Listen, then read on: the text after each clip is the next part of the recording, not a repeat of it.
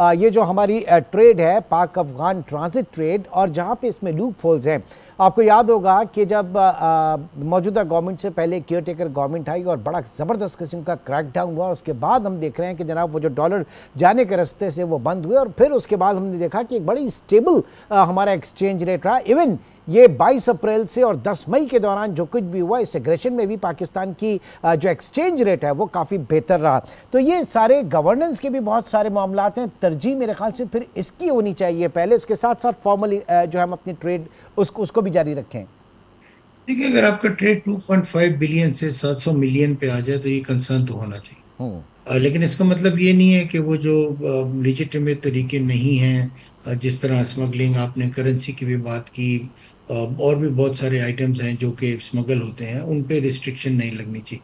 देखिए, अगर हम स्मगलिंग नहीं रोकेंगे और अफगान ट्रांजिट ट्रेड उसकी एक सोर्स है, तो फिर हमारे जो इकोनॉमी है वो कभी भी स्टेबल नहीं होगी। और हमने अपनी इकोनॉमी को चाहे स्लोली लेकिन स्टेबिलिटी की तरफ लेके जा रहे हैं। गवर्नमेंट बहुत अच्छे मेजर्स ले रही है। मेरा ये ख्याल है कि आपको दूसरा ये कि एक जो मैं पिछले भी पॉइंट में तस्करा कर रहा था, अभी कराची पोर्ट जो है वो उसकी जो स्ट्रेंथ है, इवन कराची सिटी की जो वो कैपेसिटी है कि इस तरह के ट्रेड को हैंडल कर सके, वो नहीं।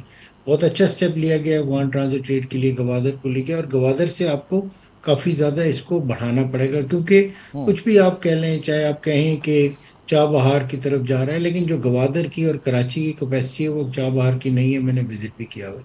सो उस लिहाज से आपने अपनी कैपेसिटी, और अगर आपने स्क्रूटनी करनी है तो एट सोर्स कर लें। आप गवादर या पोर्ट एरिया पे ऐसे स्कैनर्स लगाएं जो कि एक तो ऑपरेशनल रहें हर वक्त, और वो सिस्टम आपका जो इलेक्ट्रॉनिक और डिजिटल, मैं हमेशा कहता हूँ सर कि आपने स्मगलिंग रोकनी हो या सिक्योरिटी इंप्रूव करनी हो, दोनों के लिए आप टेक्नोलॉजी को यूज़ करें। जितना आप बिल्कुल। टेक्नोलॉजी की तरफ जाएंगे आपके मसाइल हल होते जाएंगे। लास्ट एक चीज़ मैं ज़रूर कहता रहा हूँ कि ऐसे लोग जिस तरह ज़िया साहब हैं, इनको सुने, इनकी बात सुने, और ये आपको बहुत अच्छे और प्रैग्मेटिक मेजर्स दे सकते हैं ये चेंबर जो है, क्योंकि इसके अंदर जो अफगान साइड्स के भी जो मेंबर हैं वो बहुत समझदार हैं, और उनका रोजी रोटी इसी में, और जब किसी की रोजी रोटी इसमें इन्वॉल्व हो तो वो नहीं चाहेगा कि ये और ठीक है। वो चाहेगा कि सही तरीके से हो और गलत प्लेयर इसमें ना आए। ठीक, यानी टेक्नोलॉजी बेस्ड ऑटोमेशन जो है वो इंतहाई ज़रूरी है। ज़िया साहब, जो लैंड लॉक कंट्रीज़ हैं इस रीजन में और भी होंगी यकीनन, और उनके लिए भी एक रास्ता जो होगा वो ट्रांजिट ट्रेड का ही होगा। तो आप इस रीजनल में और ममालिक को देखते हैं तो वो वहाँ पे किस तरह से काम हो रहा है, इसकी क्या मिसालें? देखिए जी, बात यह है कि अभी जैसे कि मैं व्हाट्सएप की बात को ज़रा सा आगे बढ़ाऊंगा। जैसे कि अभी आपने फरमाया है, बात यह है सर कि हमने हमेशा हुकूमत को अच्छी अच्छी मशवरे भी दिए हैं। लेकिन अफसोस ये है कि जैसे कि मैंने आपको बताया कि 2010 का जो मुआहदा हुआ था एक उजरत में हुआ था। इसमें सबसे बड़ी बात तो ये थी कि जो स्टेक होल्डर थे उनको इतिमाद में नहीं लिया गया था। अब जैसे मैं अपनी मिसाल देता हूँ, 50 सालों से मेरा ये कारोबार है और मेरी तीसरी जनरेशन इस कारोबार में आ गई है। अब मुझे पता है कि मुझे तुरहम बॉर्डर पे क्या हालात हैं, मुझे गुलाम खान में क्या है, अंगूरटा पे क्या है, खरलाची पे क्या है। अब ब्यूरोक्रेट जो हैं वो बंद कमरों में बैठे हैं, उन्होंने तुरहम बॉर्डर देखे ही नहीं हुआ। तो वो कैसे इसका अंदाज़ा लगाएंगे कि वहाँ बैठे हुए वो ऐसा रोज कर देते हैं, जबकि ज़मीनी हक़ाइक़ इसके बरक्स होते हैं। हमने हमेशा ये बात की है कि जो भी आप लागू करते हैं, देखें अब हमारा तो अलमिया ये है कि सिस्टम के अंदर सिस्टम लाए जाते हैं। अब जैसे आपको पता है कि कस्टम डिपार्टमेंट जो शुरू से पहले तक किसी ज़माने में हम बिल्कुल मैनुअल तरीके से काम करते थे, फिर उसके बाद दूसरा सिस्टम ले आए, फिर वन कस्टम आ गया, वन कस्टम अभी जारी था तो उसमें फिर ये वी बाग सिस्टम ले आए, वी बाग सिस्टम जारी था तो पाकिस्तान सिंगल विंडो आ गया।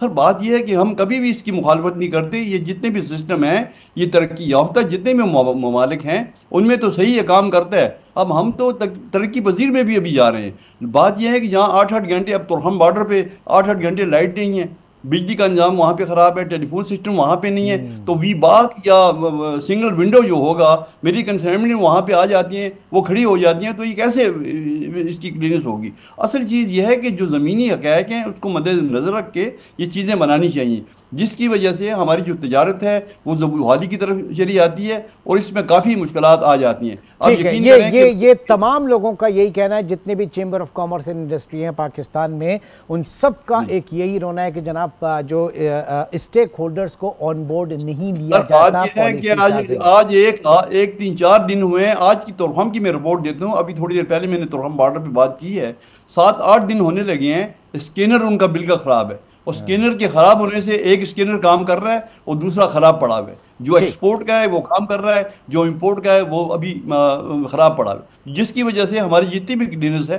वहाँ पे खड़ी है। अब एनएलसी का काम है, नेशनल लॉजिस्टिक्स सेल है, इसमें कितनी एजेंसियाँ देखें। मुझे तो ये बट साहब को पता है, पहले किसी ज़माने में जैसे कि आपको पता था 2 या 3 महकमे होते थे वहाँ पे, या पॉलिटिकल एजेंट का एक महकमा था, उसने बड़ा सुमती को काबू किया हुआ था, कस्टम डिपार्टमेंट था। अब तो कोई 8-10 एजेंसियाँ वहाँ पे काम कर रही हैं। लेकिन अफसोस ये है कि बजाय इसके कि इन कामों में हमें सहूलत मिलती, वो दिन पर दिन वो काम उलझ जाता है, तो ठीक जिसकी वजह से हमारे जो कारोबारी लोग हैं हम बड़ी ठीक मुश्किलात है के शिकार हैं। ठीक आयत जी ठीक, बहुत बहुत शुक्रिया, थैंक यू वेरी मच। हमारे साथ मौजूद थे हसन दाऊद भट्ट साहब और ज़ियाउल हक सरहदी साहब। और बात सिर्फ इतनी है कि जनाब जो हमारा क्यू ब्लॉक है या हमारी दूसरी जो मिनिस्ट्री है, और मिनिस्ट्री बिलखुसूस जो मिनिस्ट्री ऑफ ट्रेड जो है, उसको इन तमाम चीज़ों को देखना चाहिए। पॉलिसी मेकिंग में जब तक आप स्टेक होल्डर्स को शामिल नहीं करेंगे, इन चेम्बर्स की रिकमेंडेशंस को शामिल नहीं करेंगे, आप ज़मीनी हक़ाइक़ से वाकिफ़ नहीं होंगे। और जब तक आप ज़मीनी हक़ाइक़ से वाकिफ़ नहीं होंगे, आप मज़बूत, बेहतर और फॉरवर्ड लुकिंग पॉलिसी, वो अप्रोच ही नहीं आ सकती कि जिसमें पाकिस्तान 1 इंच भी आगे बढ़े।